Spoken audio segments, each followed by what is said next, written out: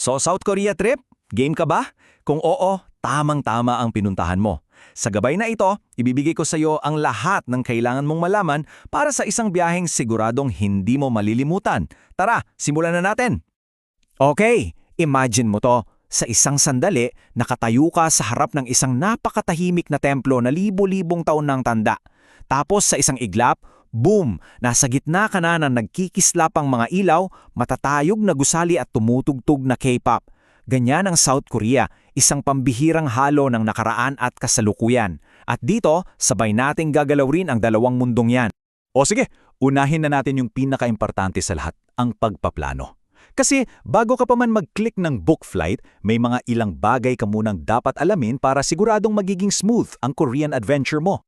So, ito yung tatlong pinaka-basic na kailangan mong i-check. Una, at itong pinaka-critical, alamin mo yung visa requirements. Kailangan mo ba ng KETA? Pangalawa, para iwas aberya, magbasa-basa ka tungkol sa mga batas at kultura nila. At pangatlo, para hindi ka maubusan ng pera, mag-set ka ng daily budget. Tatlong simpleng hakbang lang, pero malaki ang maitutulong para sa isang stress-free na biyahe. Okay, makinig kayo. Super importante to. Para sa mga US passport holders, good news! KET exempt kayo hanggang sa katapusan ng 2025. Pero take note, pagpatak ng January 1, 2026, kailangan na ulit.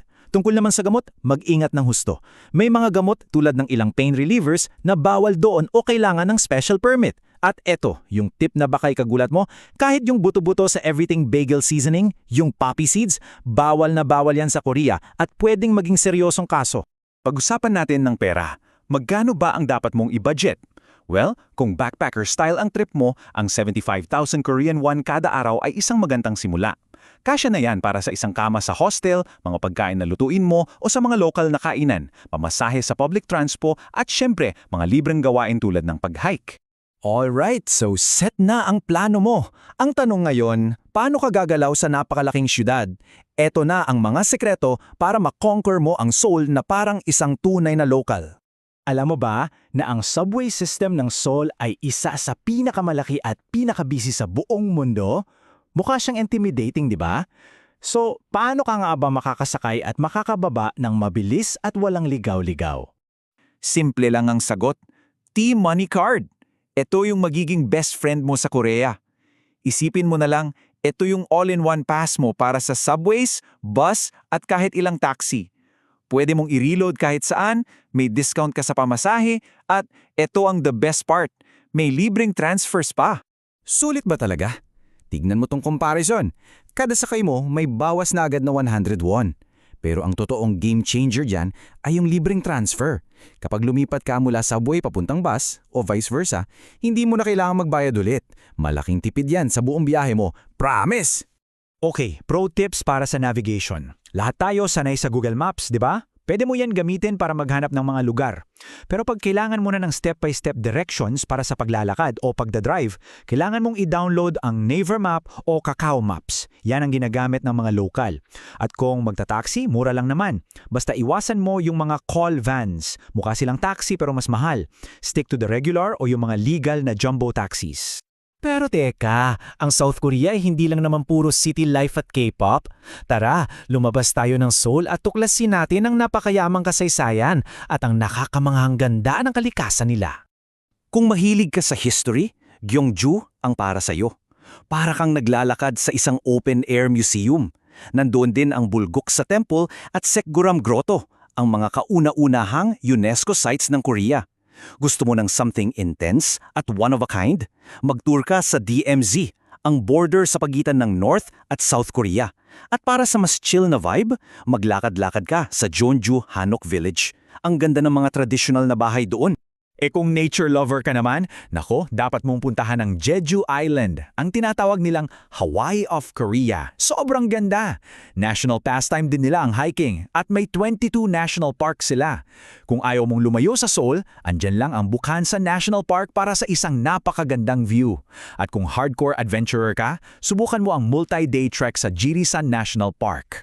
Okay, lumipat naman tayo sa isa sa pinakamasarap na bahagi ng kahit anong biyahe, ang pagkain. Pero paano kung vegan ka o vegetarian? Huwag kang mag-alala, ito ang survival guide para sa'yo. Ito ang tanong na nagkakahalaga ng milyon. Ang pinakasikat na pagkain sa Korea, ang kimchi. Safe ba yan para sa mga vegan? At ang sagot, malamang ikagugulat mo, ay hindi. Tama ang narinig mo. Karamihan ng kimchi ay may halong bagoong o maliliit na hipon para sa lasa. So, kung stricto kang vegan o vegetarian, kailangan mong maging aware dito. Pero teka, huwag kang ma-discourage. May good news. Sabi nga ng isang vegetarian traveler na si Erica, aminado ako na mahiyap sa maliliit na bayan. Pero sa Seoul, habang tumatagal kami sa isang lugar, mas dumadali. So may pag-asa. Kailangan lang ng konting diskarte. So, paano ka magsusurvive? Ito ang game plan mo. Pumunta ka sa mga lugar tulad ng Itaewon o Hongdae, sa Seoul, doon ang pinakamaraming options. Kung gusto mo ng sureball na 100% vegan, hanapin mo ang Buddhist temple food.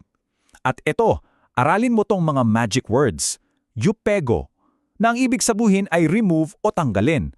At para maging magalang, simulan mo ang tanong mo sa hoxi, na parang sinasabi mong by any chance. Malaking tulong yan. At para sa ating huling bahagi, pag-usapan natin yung pinaka-importante sa lahat, ang kaligtasan mo. Gusto nating mag-enjoy ka, pero gusto rin nating umuwi kang ligtas. So gaano nga ba ka-safe sa South Korea? Well, huwag kang mag-alala. Ang official travel advisory mula sa US State Department para sa South Korea ay nasa pinakamababang level, Level 1. Among ibig sabihin ng level 1? Simple lang. Ang ibig sabihin niyan, mag-ingat ka lang tulad ng normal. Napakaligtas ng South Korea. Bihira ang mga malalang krimen. Basta gamitin mo lang yung common sense na ginagamit mo sa kahit saang malaking syudad, magiging okay ka.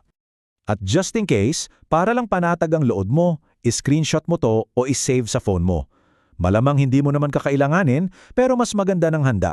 112 para sa pulis, 119 para sa ambulansya at bombero, at syempre, ang numero ng US Embassy. So ayan, mula sa mga libingan ng mga sinaunang hari hanggang sa pinaka-militarisadong border sa mundo, ang South Korea isang lugar na punong-puno ng mga kwentong naghihintay lang na matuklasan. Ang tanong na lang ngayon ay, anong magiging kwento ng biyahe mo? Enjoy your trip!